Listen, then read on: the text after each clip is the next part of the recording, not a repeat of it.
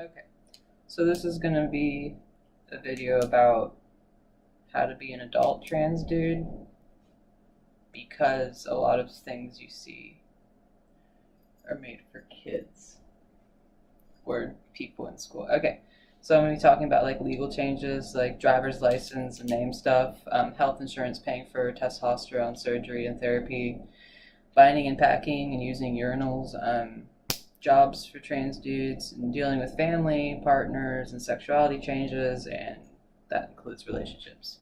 So the first things that you want to do, it's probably going to be legal changes, such as like when you get your driver's license changed, the first thing you'll have to do, or first thing you really should do, is send in the paperwork from a psychiatrist giving you like information you need. Tabor, giving you the information paper saying that it's approved for your gender change, like on your license going from F to M. Your psychiatrist can do that, or a therapist or any kind of licensed clinician. Then after that, in about 2 weeks after you mail that, you need to go to your courthouse. Not all courthouses do it. You might have separate courthouses in separate places, and fill out the paperwork change, and that'll cost about $50. Yeah, and then that will take about 3 weeks total. So all in all, to get your license completely changed from saying F to M on the indicator and getting your name changed should take about 5 weeks. Just snail mail and stupid legal processes, but it's actually really easy at only $50. But health insurance stuff, that's going to be a little more difficult. The moment you decide that you want to do this, and you don't have health insurance, you don't want to start testosterone without health insurance, and you don't want to do anything really. If you have your parents' health insurance, call and check up on its policies. It's really easy. You just call the helpline, ask them certain questions, and they'll let you know.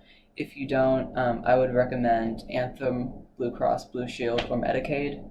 If you're on testosterone for a year, they actually pay for your top surgery, and if you're in some states like Washington, even bottom surgery, they'll pay for completely.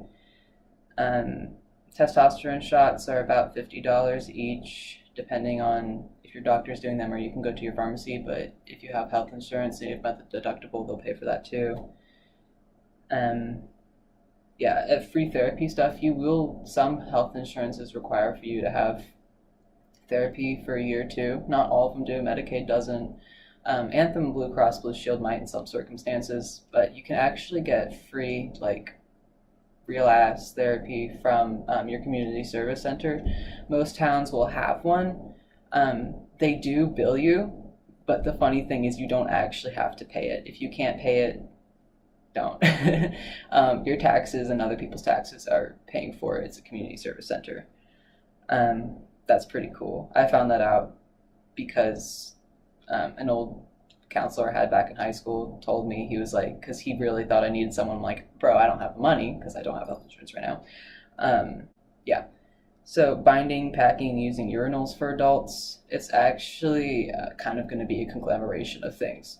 You don't want to bind all the time. It's so unhealthy for you. And I'm someone who doesn't have like a lot of fat or muscle up here. So when I binded, it was like immediately just painful. Like my back was hurting, my chest was hurting. Couldn't eat. It was making work really impossible. And it still like showed my chest a lot. But what I do recommend is when you're at home, don't bind. Instead use like trans tape so that when you go out to take out the garbage or walk your dogs or just want to go fucking outside without having to worry about what you're wearing, just wear this shit at all times. I don't think it does the best job in the world. It's certainly not as good as a binder, but for you just being at home, your comfortness and safety is important.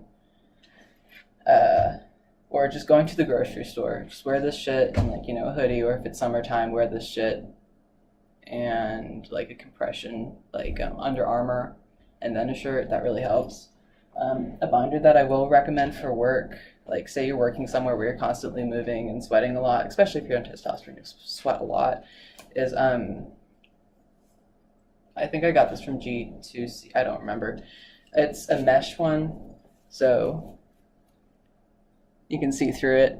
It's technically for surgery too, which is why I got it, because I have such like a sensitive, like, I can't bind, it sucks.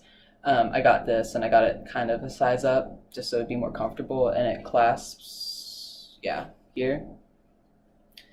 And I will actually wear that over the trans tape and it doesn't cause any discomfort, and it actually kind of helps. So just wear trans tape for a few days at a time and wear this when you're at work or you're going out for a long time. And that'll save you a lot of pain, discomfort, and will help when you do get top surgery, because wearing a binder for too long can complicate things. With that, packing, it's really unhealthy to use the like STP 4-in-1 devices, which is what I have all the time, because it gets stanky down there and it's a little bit unhealthy. Even drinking a lot of water, it's not the best thing in the world. So what you can do is, I would recommend getting some kind of packing underwear where it just has like this pouch inside of it, and then you can still use that. I would recommend that for being at home. Just have your STP or 4-in-1 thingy in there, like in the pouch, so that's not constantly like not letting your whatever breathe. And then as far as cleaning those guys, you can use dish soap.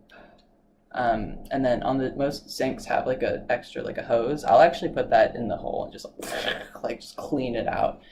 And then rubbing alcohol, make sure you rinse it all out after letting it sit for like 30 seconds. And then baby powder, just to keep it from excess moisture that gets gross after a while. And using a urinal for adults, it's not too complicated. The thing you want to watch out for is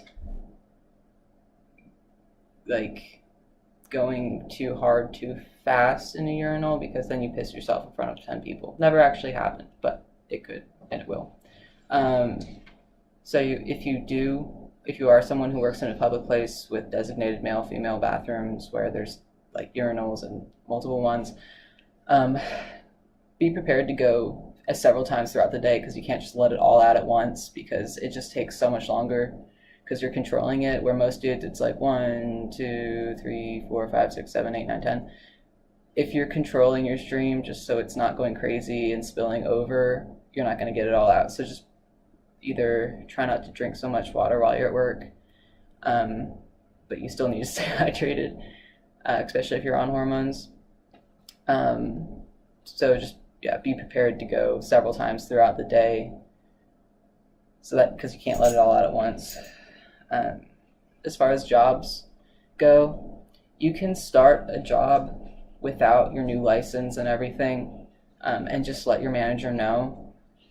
And if you're at a good job where the managers are well aware of what you need to be happy there, they'll tell the other employees when they make mistakes and call you by a name that's not your name, or say the she word. That will help a lot. But if you don't want that hassle and you don't want to have to explain why your bank account statements are different than what you're saying your name is, just wait until you have your new license. Your social security card, that won't actually change until you contact Social Security and ask them to change it. You have to go to a special department. The DMV doesn't do that. But if you show them your license and tell them what's up, you'll be fine. Dealing with family, partners, and sexuality changes. First off, with families, it's really difficult for a lot of people, but also really easy for some people. If your family's approving of it, and I'm not going to say it's a supportive word, because support means you're holding something and helping something. A lot of families aren't really going to do that, from what I've found. Just go slow with them. Keep the changes really slow. Just tell them you want to be called a different name. I wouldn't tell them about your packing devices and your binders and stuff. I would just take things really slow, but you can still make quick changes, as quick as they can be, for yourself. Like, I wouldn't flaunt it when you get your new ID, or I wouldn't flaunt it when you start hormones. I just think keep things quiet and let them happen over time so that they can deal with it comfortably. If you have a family that's not supportive, like mine, you may be left with no car, no social, or no health insurance, no parents. The best way to deal with that is build like a nest egg for when you're suddenly out on your ass alone. Save up as much as you can while you're with them. If you're still in high school, but you know you're about to be an adult and make these changes in your life, keep it quiet, get a job, smooch on them for as long as you can. And then when you finally can't take them being disapproving, get your ass out of there. But be prepared. Have set up health insurance. You want to have at least 6 months of a paycheck from a job before you apply for health insurance, because it's going to base your paycheck off that. Or you can get the health insurance and let them know of the changes, and they'll pay you different. Your premiums will be different because they're going to base it off your income. So for example, what I did is I worked for my parents, and I was working with them for 5 years at their small store. And when I started to make these changes, I started to save like a little bitch. Like in about 4 months, I accumulated like $3,000 for when I knew that I wanted to get top surgery, but then I couldn't get surgery because health insurance that I don't have because of them. So yeah, save up, get prepared for when you have to deal with all this stuff suddenly on your own, because it will happen if your parents don't approve, and nothing can change that except time and possibly them getting some sort of therapy. If you can do family therapy, go for it. I personally couldn't take another second more of them, even though I was the one who suggested it, so I never did. But relationships. If you aren't 100% open and honest about the changes in your life with your partner, things are going to fail, and they're going to fail fast. You have to communicate with them. Maybe not overload them with change, because this is huge for them too, and they can't necessarily deal with it all. But just make sure communicating. And if they don't want to communicate, then you need to be prepared to find someone else to communicate with and tell them your feelings, such as a therapist or a close friend. And when things start to fail, you need to understand it's nobody's fault. It's people are different, and you need to be yourself and be okay with that, and so do they. Finding a balance between your partner, like finding compromise and finding comfort in who you need to be. Or another way to put it is finding balances between sacrifices for the ones you love and staying true to yourself. That's going to be really important, and there's no one way to do it except for finding what makes both of you work. If it's really worth it, things will work out in the end. If you truly love each other, things will work out in the end, because anything's possible if you put your mind to it. But yeah, talk to them, and if they're not willing to talk, then things aren't going to work. But yeah, in my next video, I'm going to be talking about how to be a guy and fucking a lesbian. Hey, I love you. Hang tight, and if you've had any other questions, comment. Not that I've ever answered a question, but I'll try.